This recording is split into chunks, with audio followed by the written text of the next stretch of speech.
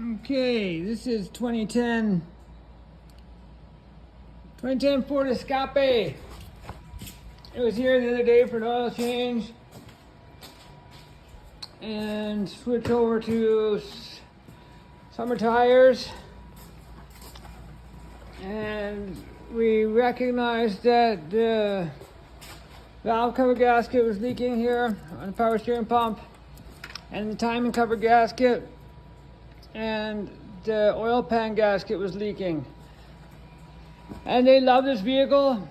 I think they had it since new, and they got a quote to change these gaskets from, I'm not sure, mechanic dealership, $2,500 plus. That was just an estimate, and I mean there's gonna be tax and everything else on top of that. So I just got the parts in here. They showed up yesterday. The valve cover gasket's supposed to be here today. So there's time cover gasket. I think that was $80. And this one, oil pan, was somewhere around the same price, and the valve cover gaskets were $150. Got Felpro gaskets. Don't cheap out on gaskets because you'll just be doing this again. I also got I need a flashlight. Ordered this on Amazon too.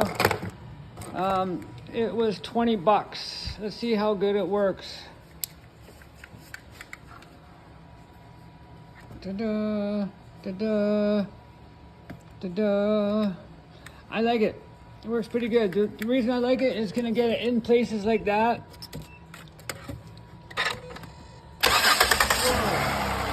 What the hell? That scared the crap out of me. I don't know how the hell that happened. Holy crackers. Alrighty then. That's weird. Cut. Okay, that's another reason why I unhooked the battery before you start working on cars. The keys were in my pocket, and I leaned up against the vehicle, and it hit the automatic start. Note to self, I've never had that happen before in my life. Keys are on the bench anyways, so I'll be unhooking the battery real quick. I was gonna say there's this light. What I like about it is it's very thin, and I can also use it for tinting when I'm cutting tint and stuff. When you put it around the edge to cut around the edge of the glass where the dot matrix is. Very useful there. But it fits, being so thin, it fits in, you know, spots like that. This is not a commercial for the light. I'm just showing why I bought it, because, and it's got a magnet on it. Let's see if the magnet works good. Oh yeah. Oh, it's adjustable too. Look at that. Oh yeah. I like this light. I can't wait to start working. Okay, so first thing we're gonna do is start removing this. I wonder, I was gonna steam clean it. I have a steam cleaner too, just to make things easier, but maybe I'll do the gaskets first. And then I'll put these through the parts washer, and then I'll clean up in here afterwards. That's what I'll do. So this is gonna have to come off. Quite a bit has to come off. You gotta take the axle out, you gotta take the motor mount off. I'm not sure, but stick around. I'll probably put this on time-lapse video for a bit. Besides my new little handheld light, I like to put up a fluorescent. There's two bulbs in there. I just hang it up off the hood, and that lights it up great in here. There's no shadows. Just quick little tip. Make sure you got lots of light and you can see what you're doing. Makes the job a lot easier. Take the grill off. 10 millimeter, 7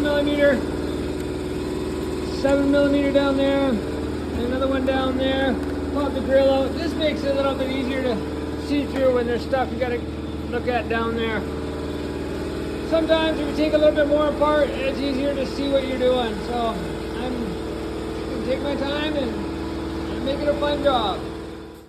Okay, so I pulled the intake off. I pulled off some stuff here on the rad support, pull out the mount for the radiator and the condenser so I can wiggle it around. I might just pull off the radiator and condenser. I'm not sure. Because I'm doing the valve covers, which means the intake's got to come off still. The wiring harness. This over there. Just stop over there. I got the bumper off on this side, took the headlight out just so I can reach wiring and stuff through there. Took off the inner fender liner here, all the way up with a bunch of clips, etc. I loosened the axle off and popped that out because I think I have to take off the axle to get to some exhaust bolts back there. So I've got some stuff cleared out under here. I'm gonna put it on jack stands next and crawl underneath and have a look and see what I need to do. I have to take out the harmonic balancer and yeah, so I'm gonna need some kind of puller to get this off. I'm not sure if I can get a 3-jaw puller in there or not. There's no holes in here to pull it off. Maybe I'll just take the bolt out and see if it'll just slide out. Sometimes they just slide out and they're not too difficult to get out. So maybe I'll try that before, but I was gonna stop for lunch and see if I need to grab any parts too. So that's where I'm at now. Okay, I went to Part Source and got harmonic, it says Chrysler harmonic balancer puller. There's limited space to get this harmonic balancer off. So just, I managed to get that one in there. So hopefully it's gonna do the job. I'll let you know in a second.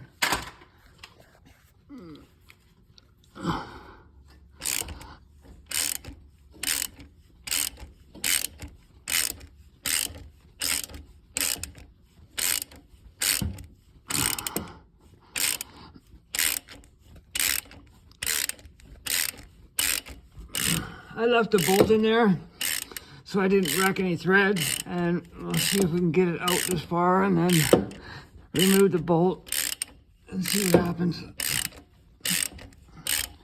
Is it even coming off? I don't know.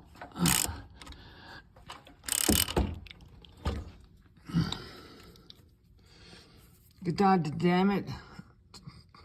Take one, take two, take three. Alrighty, this little puller here worked all right, except for a little tip. I had to put a socket. I didn't want to damage the thread, so I put a socket in the middle. So that way, this part of the puller sits in there, because it's such a small puller, and I don't want it to damage the threads. And I thought if I was pushing on this part of the bolt, if I left a bolt in there, which I sometimes do, I didn't want to push the threads in either, because if you wreck the threads in the crankshaft, then you're kind of hooped.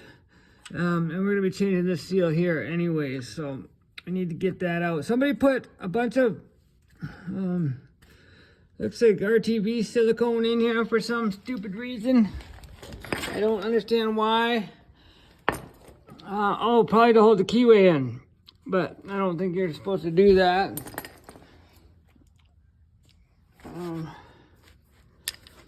Yeah, that looks like why. Hold the keyway in. Alright, you're gonna keep going. I'm gonna take off the tensioner now. And crankshaft pulley or crankshaft sensor right there. And then apparently there's 16 or 13 bolts. And then valve cover bolts gotta come off right there and there. I'll probably pop our oil pan. I'll probably drop the oil pan right now anyways. That way it can drain now and overnight. Cause I'm probably gonna keep going on this tonight and then until I don't feel like doing it anymore. And then I'll quit for the night and finish it off tomorrow. So I might as well start draining the oil right about now. Right about now. The Funk Soul Brother. Remember that song? Right about now. The Funk Soul Brother. Anyways, back out. Here we go. Alternator's got to come off. That looks fun too. And the exhaust bolts. I can't wait to do the exhaust. That should be fun too. Let's see if I can get the exhaust bolts off. Maybe I'll record that so you can see me flipping out. Yippee!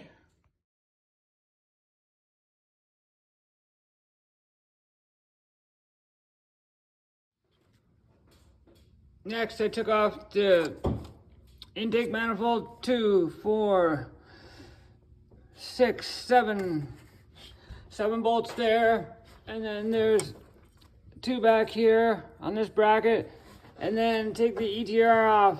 Take it off there and leave the ETR here. Don't try and take it off the other way. Next thing I can do is remove all the wiring clips here, and make sure that the valve cover is accessible.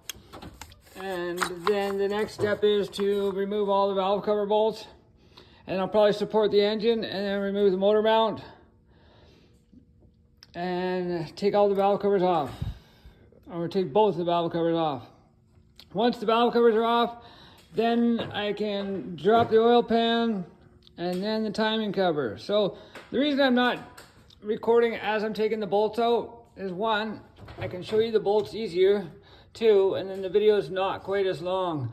And it's hard to work and record and do a good job, and I want to do a good job for this customer, so I will show you and tell you if there's any tips or tricks or bolts that are hard to get at or something that you need to be aware of. And if this helps you, I've never done an escape. I watched a video, somebody else did it 41 hours. I've seen somebody else do it real quicker. But me never having done one, I've done tons of jobs, engine swaps, trying to rebuild this, that, but I've never done an escape. So here we go with an escape and see how long it takes me. And if I can help you guys, I'll help you guys. But if you have a place to do it, don't be scared of it. They're just nuts and bolts. You can do it. Next step, I removed the clips for the coils. And I put the bolts for the coils back in. And then I removed a few clips down here for the electrical. And I was able to swing the wiring harness up and right out of the way. And then that may or may not make it easier for me. This is the way I did it. And next, I'm going to start removing the bolts and nuts for the rear valve cover. Sorry, I'm not used to speaking on camera, and sometimes I'm just I'm also gonna grab my air and blow everything off. I put some paper towels down the intake. Don't forget about those. And I have a bad habit of laying tools out. I also removed the battery completely because I put tools on top of the battery. You don't want to short things out. So that's why I removed the battery. So I'm gonna take my air and blow all the spark plug holes out and blow all the engine off and blow all around it just to remove the dust, or I may get the vacuum in there. I don't want to create a big huge dust storm in here too. So that's where I'm at. I am recording 2 minutes every 10 to 15 minutes. I do a few steps and I'm making a recording just so that way I don't get ahead of myself and I can show this to people and see if it helps them out. I'm also helping people out. This customer couldn't afford to take it or wasn't able to afford to go spend $3,500 at a mechanic or $2,500 or who knows what it would have been if they told them $2,500 plus. But usually by the time, if they say that, add another $1,000 on it. So hopefully making these videos will help me be able to make some money to make this worthwhile. Plus, it's fun to watch what I do on video anyways. So that's where I'm at. If you guys want to watch along and see how it goes, or if you want me to record more, I'd like to get a camera to record and put it in, see, I'm doing it again. I wasn't the smartest person. I got ADD, ADHD, and I had learning difficulties when I was younger, and they've obviously still continued, but anyways, I'm good at mechanics, so that's where I'm at. Blah, blah, blah. Start twisting wrenches, mother frigger. Okay, bye-bye. I've been prying on the valve cover, and it doesn't want to come out, so I'm thinking there must be some other place where it's bolted on that I'm missing. I don't want to break it. They're just friggin' plastic, cheap piece of shit. So you guys can see anything that I can't see back there? No. What's that? Oh, that one's out too. Still continuing to look for more bolts. Did I miss any or what? Why won't this thing come off? I think someone friggin' glued it on here.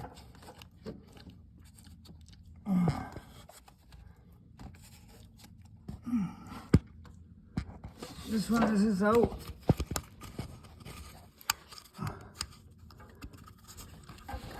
That's out.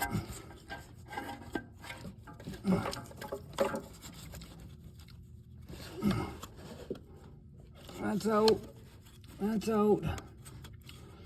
I don't get it. Why? This is what I hate. I hate parting with shit like this. There's no bolts in the center down here, is there? No, that's just where the coil goes. Oh, right here, idiot. Duh. 1, 2. Thank you, that's why you gotta be patient. Here's another tip. You ever have to do this to your car? Valve cover gaskets, timing cover gaskets, oil pan gasket to a 2010 Ford Escape. Here's a trick. Sell the car. I'm just kidding. It's not a fun job, but it is doable. This front valve cover is very tricky to get out, to wiggle out. I removed the upper rat hose, and I found a lid that fits inside it just so it's not dripping. I didn't have to drain all the coolant. And I also took the top mounts off the radiator so it would wiggle around a bit, because there's the bolts up front here. They're very difficult to get. They're not impossible because I did it, but that's another reason I don't record while I'm working, because it's not fun. I made noises, and because my compressor is very loud. My compressor's right there, and it's not nice to listen to. You probably wouldn't hear me screaming over it anyways. Just make sure that right here where there's silicone, that doesn't fall in the engine. So I'm gonna rip that off right now. Make sure there's nothing that's gonna fall in the engine. And I may grab some rags and just put it over top of the cams right now. After I inspect the cams look good. Oh, see, look at right there. There's something right there. Get that off. Everything looks good in here. But yeah, I'm not gonna lie, just take your time. If you get frustrated on a job like this, slow down, walk away, take a breath. It's not worth getting angry over. Now I got these parts off. Those I'm gonna put through the parts washer. And then once they're clean, I can start changing the gaskets. But actually, I'm gonna do the timing cover first and the oil pan. I'm gonna pop off the oil pan first because it has to come off. Let's see, let's have a look. Let's get this new flashlight, it's almost dead again. See these oil pan bolts right here, right there, and right there are also into the timing cover. But the timing cover is dry right now because I washed it with brake cleaner and stuff. So, oh my God. Oh shoot. The alternator's gotta come off. I might just pop the radiator out anyways. And the air conditioner will have to get recharged. I mean, that's just the price of the job. Because it's to do a nice, neat job and to put the valve covers on properly and to torque them. I think I'm gonna pop the radiator and the condenser out and just do it. You know, I want to do a nice job of this. I don't want it leaking. So that's where I'm at. Has anybody else done this job? What do they think? I've seen other people do it, but they always cut too, and you don't know if they did stuff off camera or how their repair is doing 6 months down the road. So to do a good repair and have it not leak, I think I want to remove the radiator and the fan, just so I can put the valve cover on nicely and I don't have to wrestle it in there, and chance the valve cover moves or one of the spark plug gasket thingamabobbers. See, I stutter, and I'm not gonna retake, like take 3, take 4. I'm not gonna do that. It is what it is. Either put up with my stuttering or change the channel or change the whatever. I'm me, and I'm not gonna change for nobody. I'm a bit of a retard, but I will make sure I always do a good job. So that's why if it comes out of my pocket to do a good job, whatever. I want this job being good. So I want to do a gooder job. Okay. So I've got both the valve covers off. The radiator hose I had to wiggle out is my tip right here. And I thought I had one more tip for you, but if I can remember, I will let you know. Other than that, I'm gonna keep plugging away. Okay, next step, drop the air compressor down, or the the compressor down, whatever. And the alternator has got a stud that goes all the way through right there into the timing cover, which is super cool. It's a neat idea to do that. And this stud is right here. And once you get the nut off on the top is a bolt, the bottom one's a nut, and it's a stud, and you gotta get that off. And then you need one of these, reverse Torx, whatever they're called, to get the stud out, which is a neat little trick. You gotta put it on there. I had to cut this down, so I was using it for a BMW, and then get the stud out, and that way the alternator is free from the timing cover. I'm almost ready to start actually I'll drop the oil pan first, and then I will start taking off timing cover bolts. And then once that's done, I can start putting it back together. Yippee! Only 60 hours later.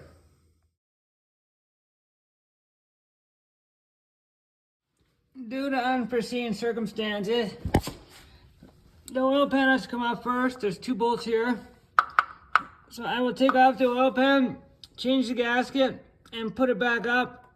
Maybe I'll put it up with no gasket in it for now, because I'm gonna have to put a jack underneath the oil pan to hold the engine up to take this mount off, which is connected, it goes through the timing cover too.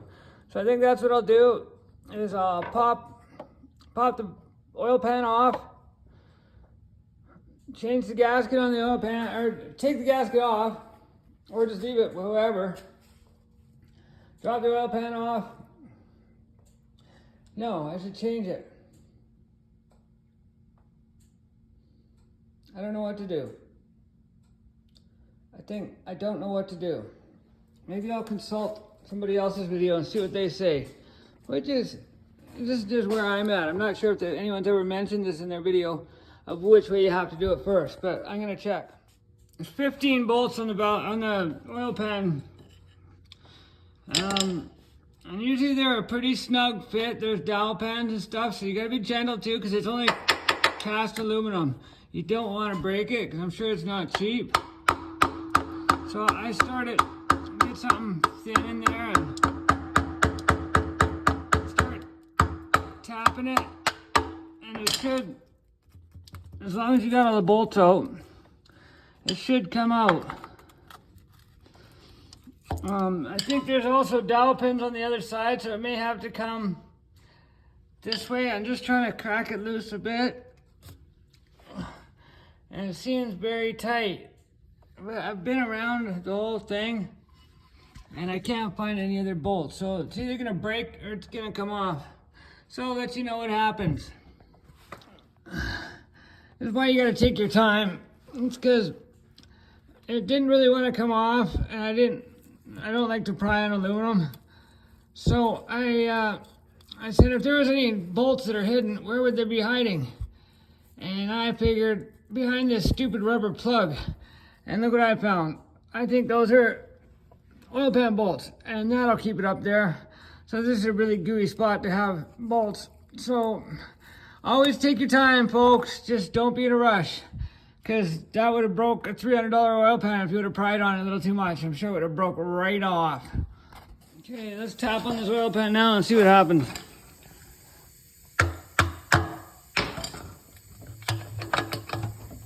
And there we go, folks. See that? Come off real easy. Dunk. And don't let it hit the ground because that could break it too. Let's have a look inside this oil pan. Oh, there's all the goo that never comes out when you change your oil. Looks like some water in there too.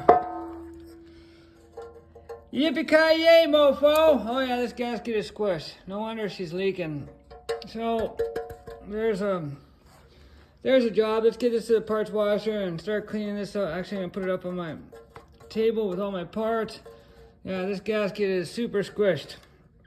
Super duper squished. Alrighty, people. Now it's time to take off the time cover gasket. I'll let you know if there are any hidden bolts there.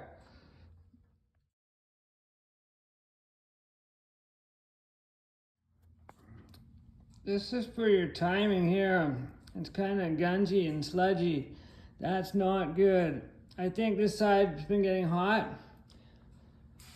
For some reason, I think the back side gets hotter than the front. Let's see how the back side is golden brown, the front side is all silver. I think the back side is starving for oil a bit, runs a little hotter. So when you're taking these apart, always check the back side for more wear than the front because it's probably running a lot hotter. Just a tip, I'm gonna run all this crap through the parts washer. A lot of mechanics will just throw the gaskets in, put it back together. I'm not a lot of mechanics. I'm one of those retards, different people that wash everything in the solvent tank when they put it back together. So I got a whole table full of stuff to wash here in the parts washer. And then start reassembling.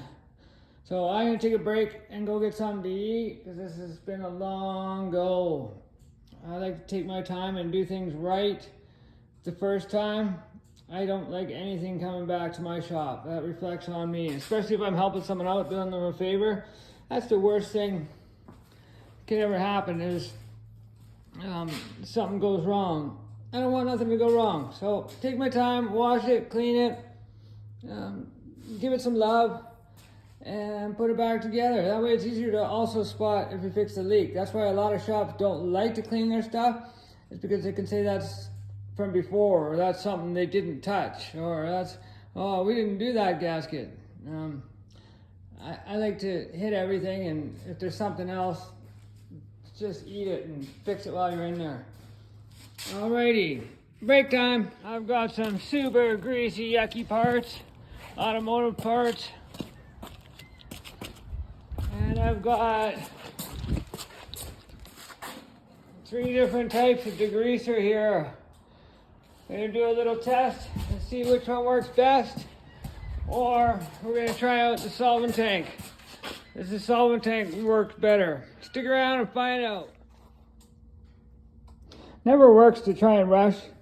I was cleaning parts for the 2010 Escape, and somehow my parts washer hose started spraying out the back and made a huge mess, and my parts washer started running out of fluid, and it's because it was all on the floor. That sent me back about an hour to clean it up. So trying to hurry never works. Just takes however long it takes. So this is end of day 2. I've got everything apart, inspected, checked out, parts cleaned. I don't know.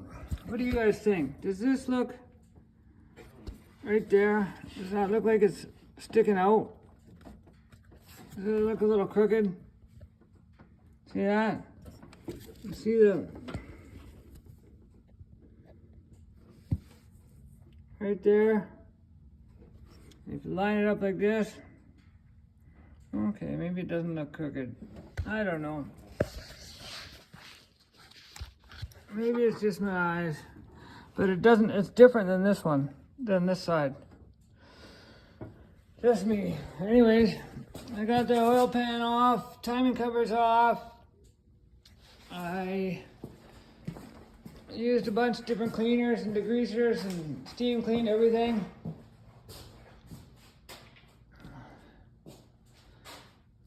So everything is ready to go back together tomorrow. I've got all the parts here. So I can't think of anything that I need that I can give you for a tip tonight, except for don't rush. It takes as long as it takes. Whenever you go try and rush, usually you do something stupid or forget something. And my mistake tonight was overflowing the solvent tank. Duh! Nice work, ding dong. Anyways, see you tomorrow. This is day 3 on the Ford Escape. And when I say day 3, there's natural stopping points. I've got everything apart and I did my inspection and looked at it.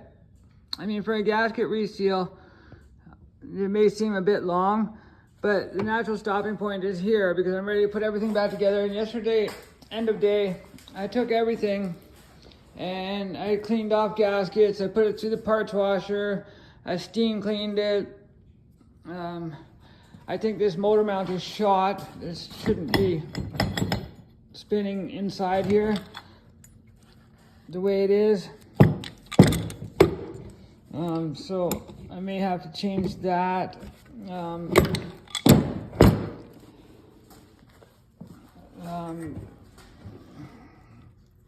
I like to have everything clean so when you put it back together, your hands aren't getting all greasy. You know what I mean? And then it looks like it's done. I do have to run out and get some nuts. These nuts! Because when I took the nuts off the exhaust, I used the air ratchet or the air hammer and destroyed them.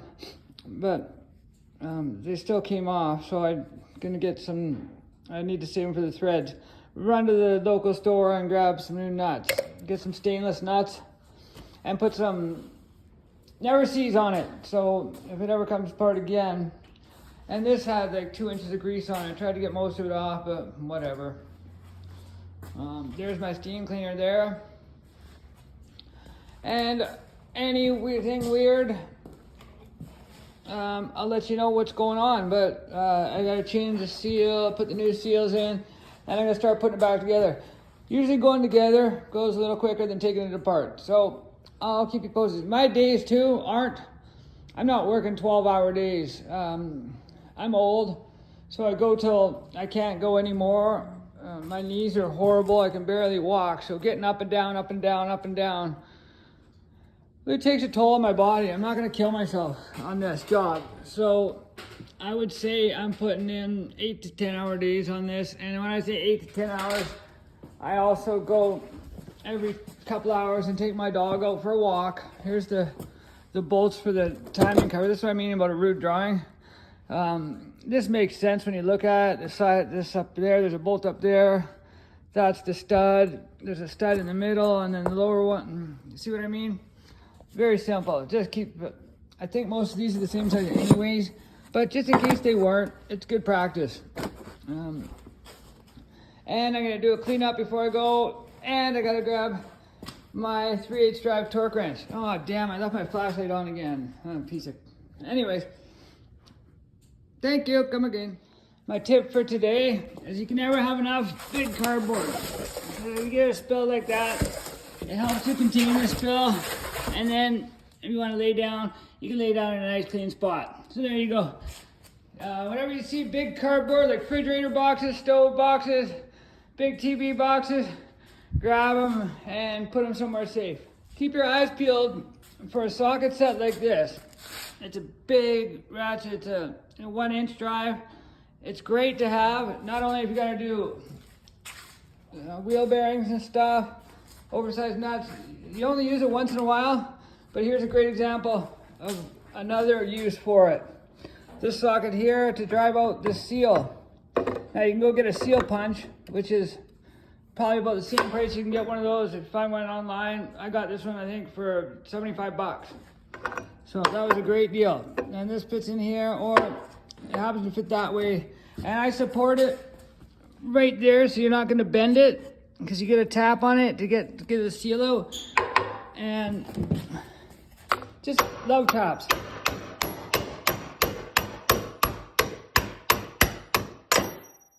Boom, she's out. And you can install it the same way, except for you flip it over and you can lay it flat on the bench. Here, let's show you how. Yeah, I like to use 2 hands, but what are we gonna do? Yeah, see, I don't like doing this. Let's see if I can set this up.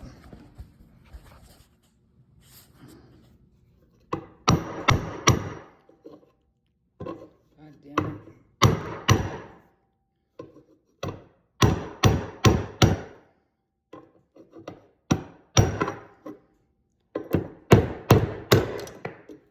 Seriously?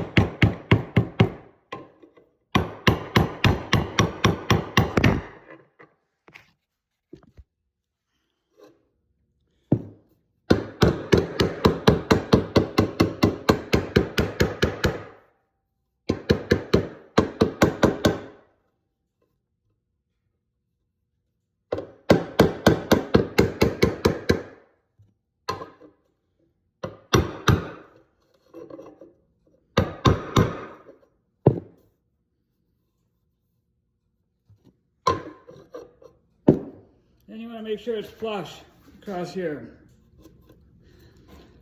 That was a bad example.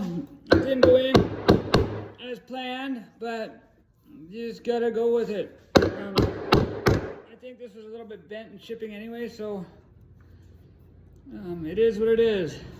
New seal is installed. These are the new Felpro gaskets, and they have little tabs on them to show you how they go in. Oops, sorry. And they go like that, like that, like that, like that. And then you just slide them in. Be careful with them, although they are rubber and pretty rigid. You don't want to damage them anyway. I should probably be doing this with both hands and using care, because it's not quite fitting right now. The little tab's not in there. There we go. I'll double check it off camera. And then these ones here,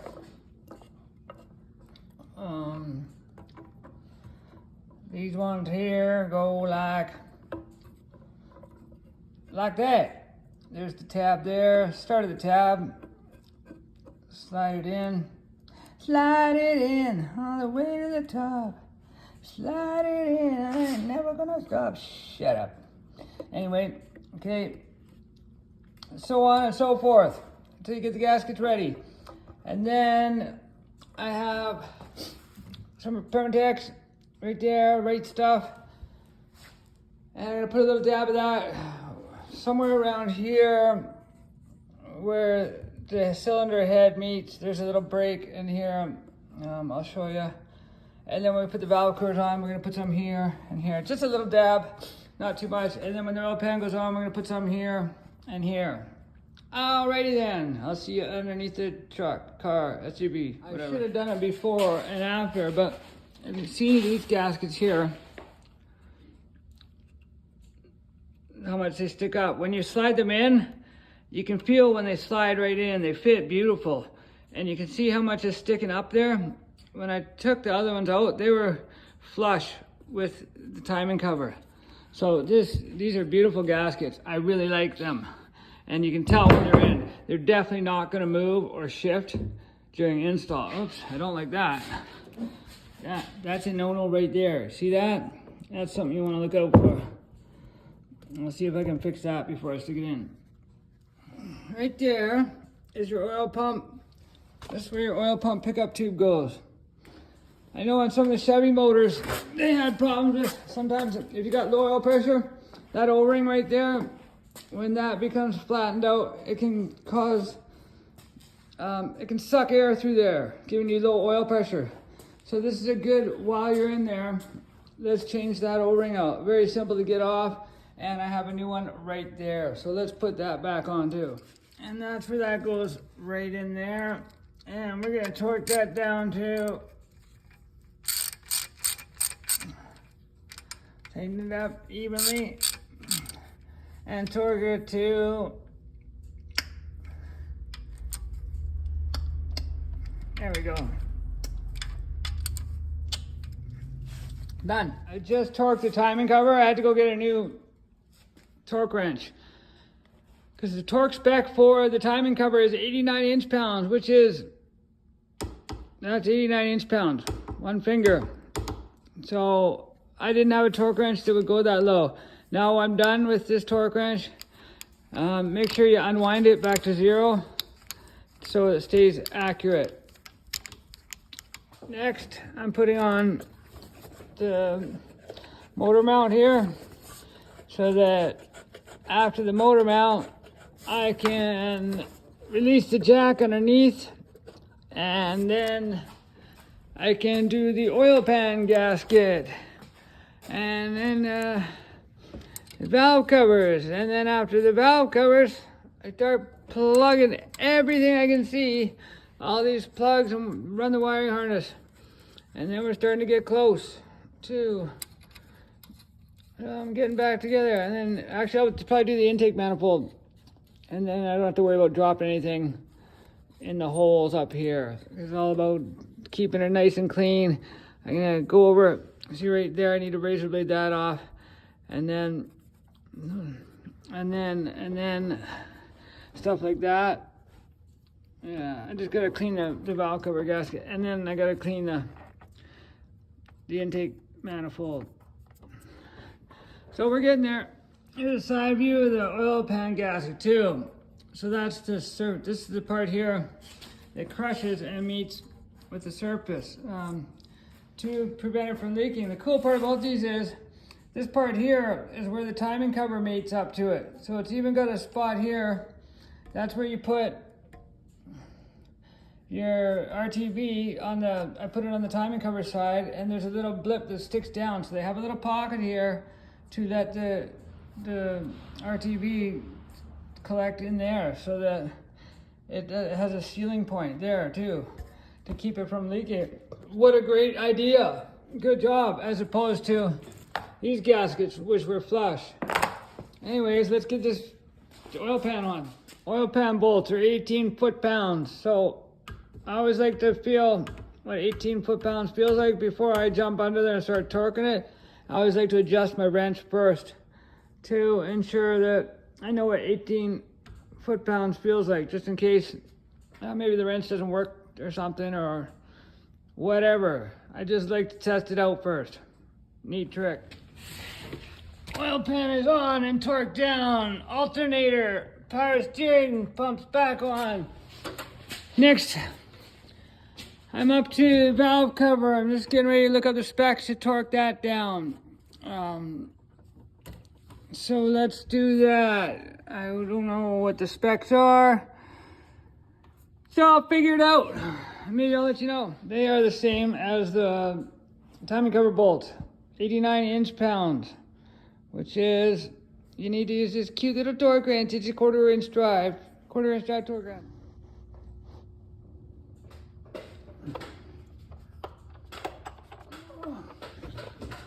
There we go.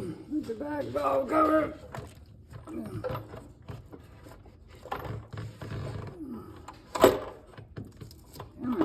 You can do it. You can do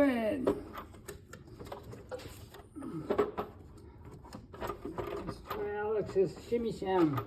Come on, Shimmy Sham. Shimmy Sham did Jimmy Jammed it in there. The Shimmy Sham is a Jimmy Jam. Come on.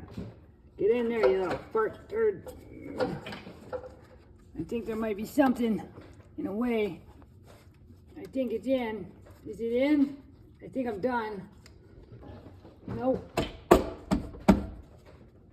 There we go. Now I'm gonna fire up the air watchet, so it's gonna get loud, so I'll shut you guys off.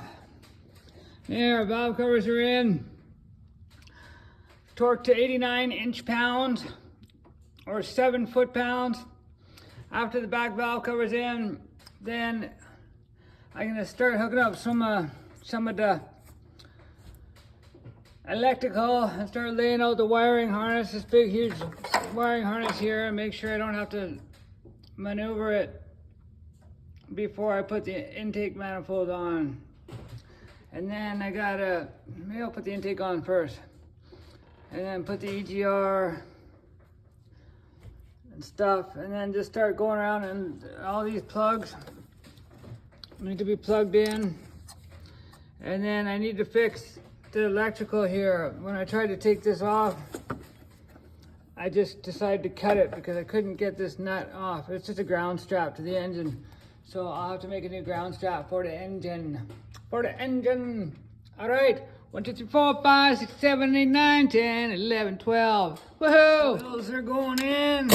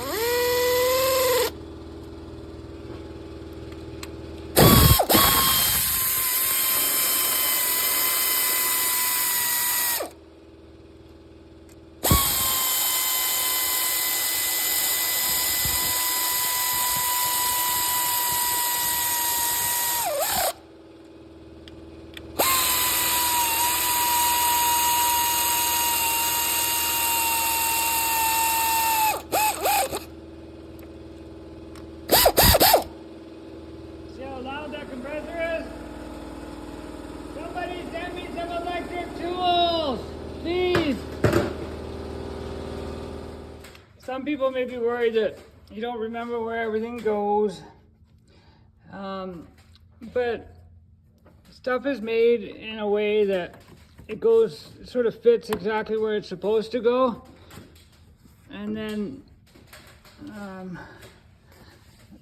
click.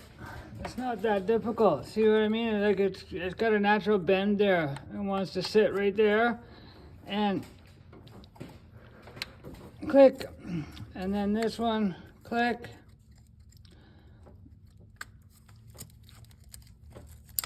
And then the coils, click, click, click. Oops, sorry, I'm trying to get that.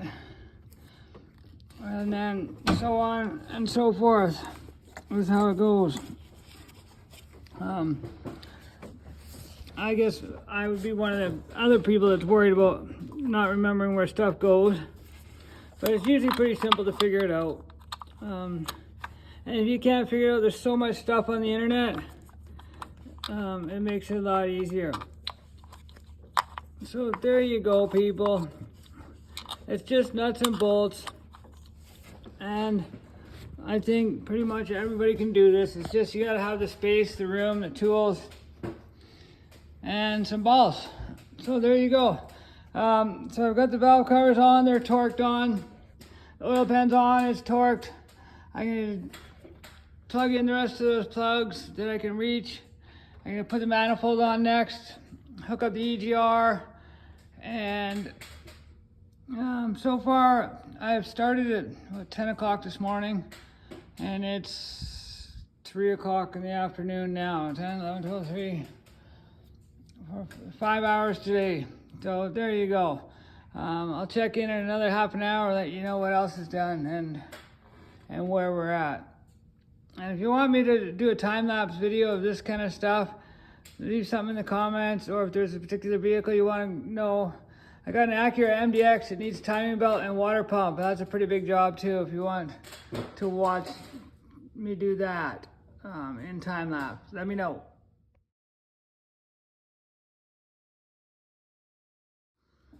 Okay, intake is on, throttle body's on, the wiring's hooked up.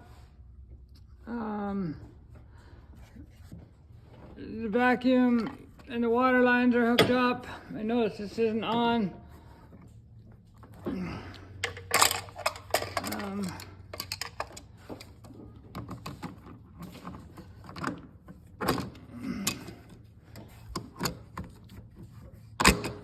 Oh, come on.